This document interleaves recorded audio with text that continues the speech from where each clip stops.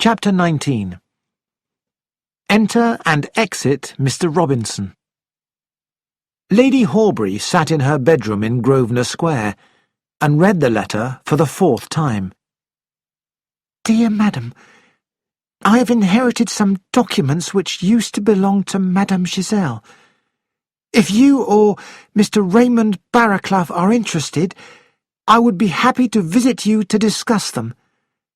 Or perhaps you would prefer me to talk to your husband. Yours truly, John Robinson. Damn that lying Frenchwoman, thought Lady Horbury. She had sworn that she would protect her clients if she died suddenly. She would have to see the man, of course, find out what he knew, though she had no money to offer him. Quickly, she wrote a reply. Lady Horbury will see Mr. Robinson at 11 o'clock tomorrow morning. Norman Gale was shown into a small room on the first floor of the house in Grosvenor Square. Poirot had helped him create a simple but successful disguise. A red face, a small moustache, and a different parting in his hair, and had taught him exactly what he wished him to say.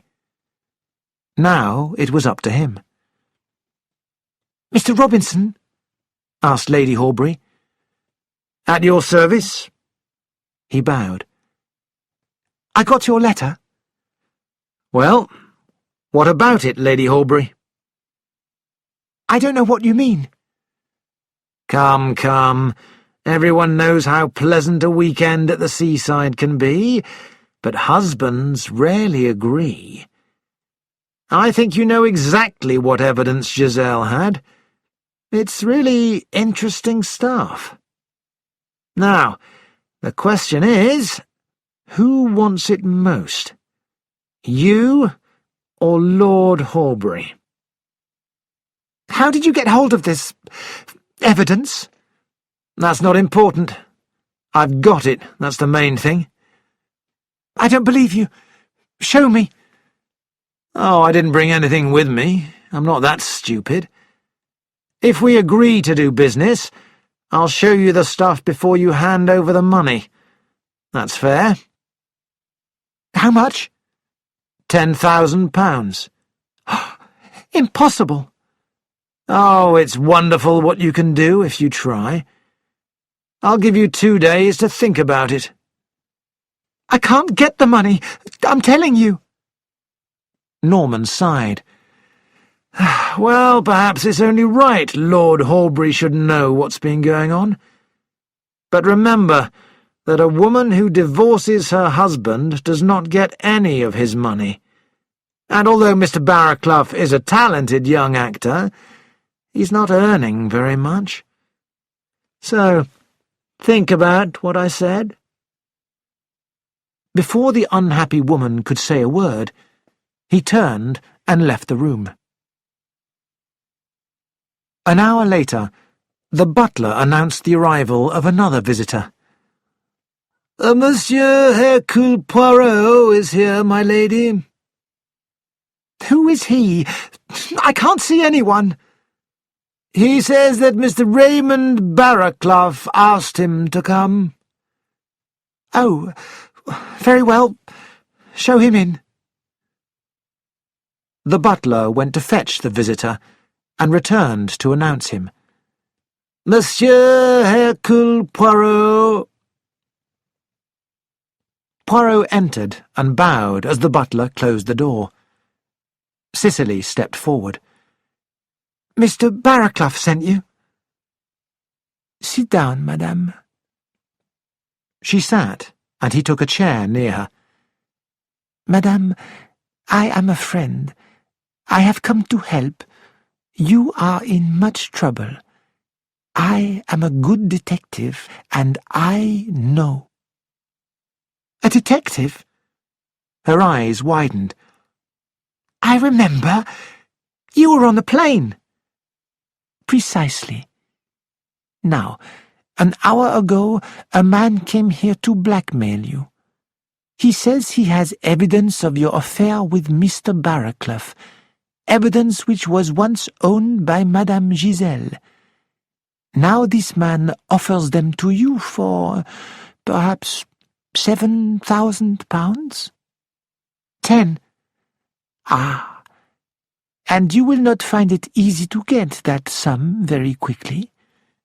I can't. I'm in debt already. Oh, I don't know what to do. Calm yourself, madame. I, Hercule Poirot, will deal with it. And how much will you want? Poirot bowed. I shall ask only for a photograph of a very beautiful lady. But you must tell me the truth, madame, the whole truth, or I cannot help you. And you'll get me out of this mess? You will never hear of Mr. Robinson again. All right, I'll tell you everything. Good. So, you borrowed money from Giselle? Lady Horbury nodded. When did this begin? 18 months ago. I had lost a lot of money gambling. Who sent you to her? Raymond Barraclough. He told me that she lent money to society women, and she did. She lent me as much as I wanted. You and Mr. Barraclough had become friends? Yes. But you did not want your husband to know about it. Stephen is tired of me, Cicely cried angrily. He would like to divorce me. And you did not want divorce? No. You liked your position and the money. I understand. Let us continue. Madame Giselle wished for repayment. Yes, and when I couldn't pay her back, she became awful. She knew about me and Raymond. Places, dates, everything. And she threatened to send this evidence to Lord Horbury? Yes, unless I paid her back. And you couldn't? No. So her death was quite fortunate. It was wonderful. But it made you nervous, perhaps. After all, you were the only person on the plane with a motive for her death. She gasped. I know. I was in an absolute panic about it. Especially since you had visited her in Paris the night before and argued with her. The old bitch wouldn't give in. I think she actually enjoyed it. And yet you said at the inquest that you had never seen the woman before. Well, what else could I say? Oh, it's been awful. Nothing but lies. That inspector has been here again and again, asking questions. But he didn't know anything, so I felt quite safe. Until that awful letter yesterday. You have not been afraid that someone would find out? Or that you might be arrested for murder? Her face went white. Murder? I didn't kill her. Oh, you must believe me. I never moved from my seat. Her beautiful blue eyes were desperate. Hercule Poirot nodded. I believe you, madame, because of the wasp. She stared at him. A wasp? Exactly. Now then, I will deal with this Mr. Robinson, but in return for my help, I will ask you 2 questions. Was Mr. Barraclough in Paris the day before the murder? Yes, we had dinner together, but he thought that I should go and see the woman alone. Ah, did he? One more question. When you were a dancer, your professional name before you were married was Cicely Bland.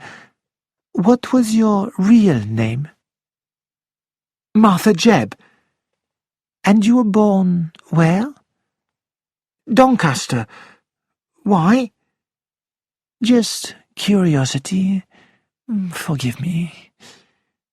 And now, Lady Aubrey, may I give you some advice? Why don't you arrange a divorce with your husband? Once you are free, you can marry a millionaire. Cicely laughed. Perhaps you are right, Monsieur Poirot.